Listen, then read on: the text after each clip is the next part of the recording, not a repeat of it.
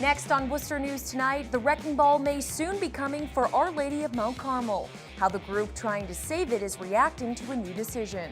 Plus, a popular restaurant chain is closing more locations, including one in central Massachusetts.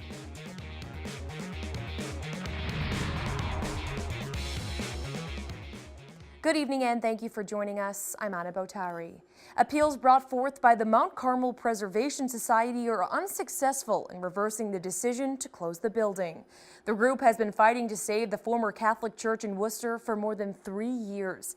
After a legal battle, the church's fate may be similar to the one Notre Dame des Canadiens faced late last year. Our Cam Jandro joins us now live in Worcester with more. Cam?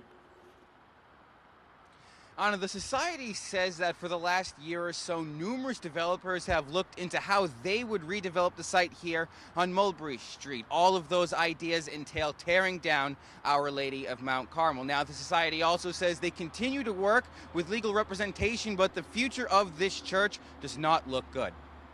Carmelita Bello has been fighting to save her church for 3 years. Bello is vice president of the Mount Carmel Preservation Society. The group filed 2 petitions to try and keep the former Catholic Church on Mulberry Street standing. One appeal was about merging the parishes, and the other was about closing the church, taking out all the relics in the church. The Diocese of Worcester confirms the appeals process has come to an end, and the Vatican has agreed with Bishop Robert McManus to keep the church closed and allow it to be sold. Diocese Chancellor and spokesman Ray Delisle says there are no other options. It's heartbreaking. I mean, again, the building has great historical significance, not only to us as a community, but to the entire Worcester family. Structural and safety concerns forced the diocese to close the church in 2016.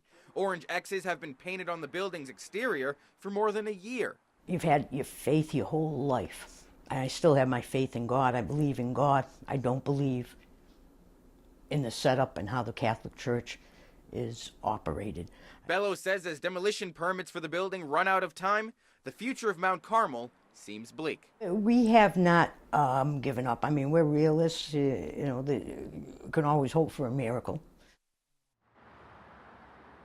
Now, there is still no exact time or date for when the demolition is going to happen. The Society says they're hoping to put together a community gathering outside of the church the week of Easter.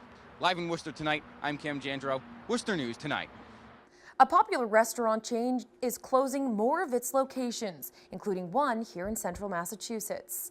Friendly's announcing Monday they'll close 23 locations in the Northeast, including ones in Holden, Framingham, and Waltham. The Massachusetts-based restaurant has closed dozens of its locations in recent years.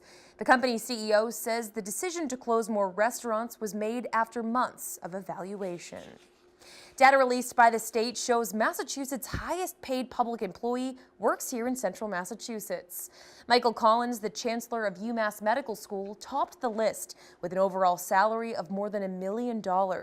Collins has been chancellor of the school for more than 10 years and also serves as the senior vice president for health services. Collins is the only state employee exceeding $1 million for 2018. A Worcester firefighter is working on a new creation to help keep him and his fellow first responders safe. In an already dangerous job, John Callahan says this can help prevent toxic diesel fumes from entering your body. Our Rosalind Flaherty explains. Connects with a magnet, and it stands straight up. Firefighter John Callahan says this device could be an answer to keeping him and others safe from toxic diesel fumes. Whenever I've been near an exhaust with one of our meters, you pick up chlorine, carbon monoxide. The Worcester firefighter invented what he calls the Calavent. It's a chimney-like structure connecting to a fire truck's exhaust pipe.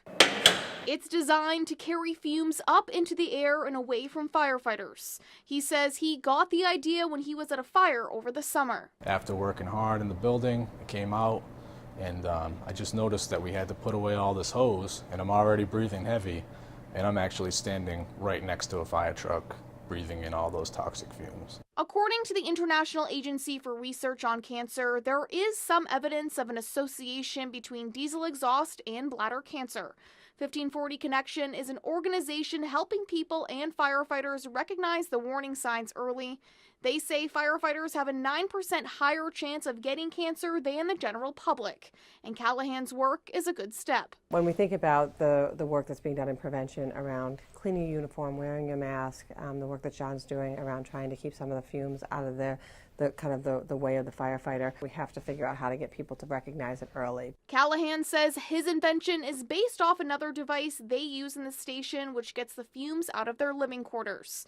He says firefighters do so much to prevent getting cancer, like washing their clothes and using wipes, and says this could be another tool. There's no absolute elimination of the exposure, but this idea that I came up with will definitely limit it when the time comes. This device is not associated with the Worcester Fire Department. It's still in the early stages, but he hopes to have it on every fire truck in the country one day. In Worcester, Rosalind Flaherty, Worcester News Tonight. A Worcester man remains behind bars after a judge denies a defense motion to dismiss multiple charges, including moving a dead body. Prosecutors say Thomas Garin is charged with moving the remains of 68-year-old man. The body of Marcelino Mueces was found buried in the basement of Garin's apartment building. Mueces was reported missing the month before. Garin's case was continued to May 8th.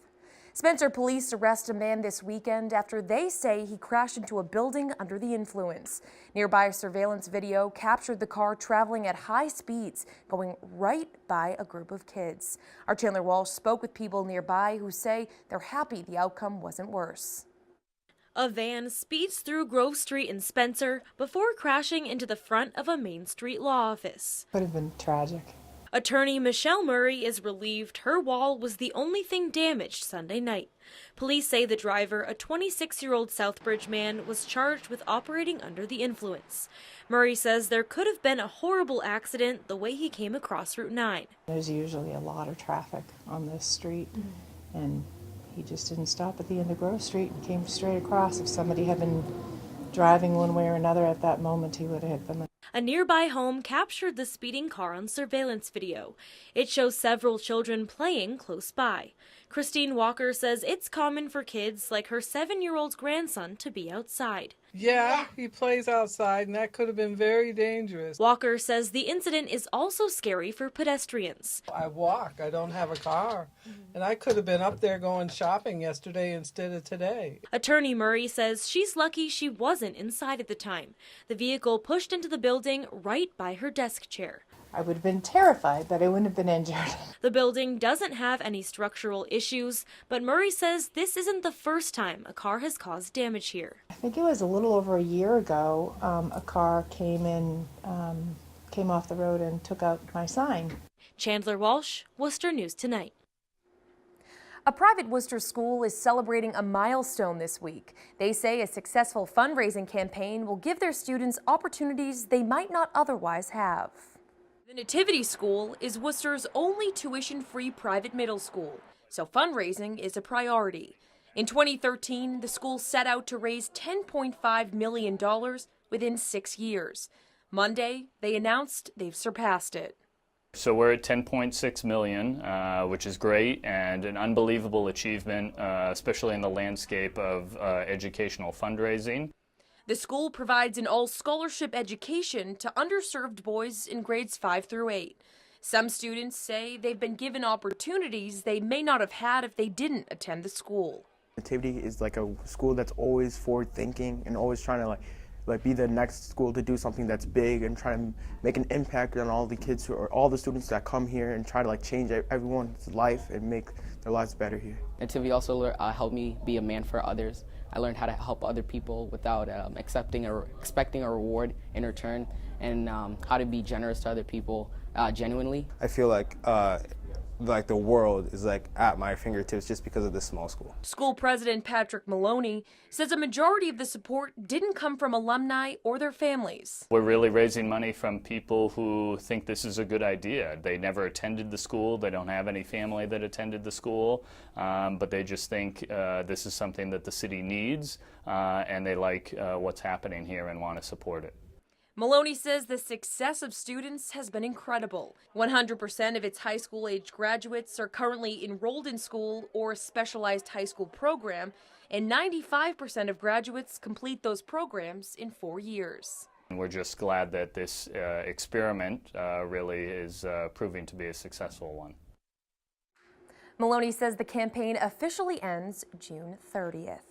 Clark University holds a public exhibit to celebrate the school's LGBTQ history. The exhibit, Queer in Clark, is a display of the long history of LGBTQ life on the Clark campus.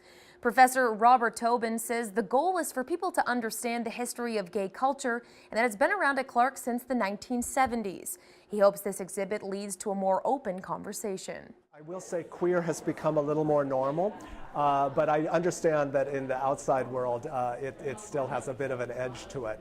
And the idea is that we want to talk not just about traditional gays and lesbians, but also about trans people, intersex people, and queer is a useful word to cover that kind of broader range.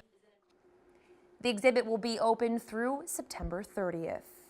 Tonight may be the last night of March Madness and your bracket, but the results of the Unsweetened 16 are already in.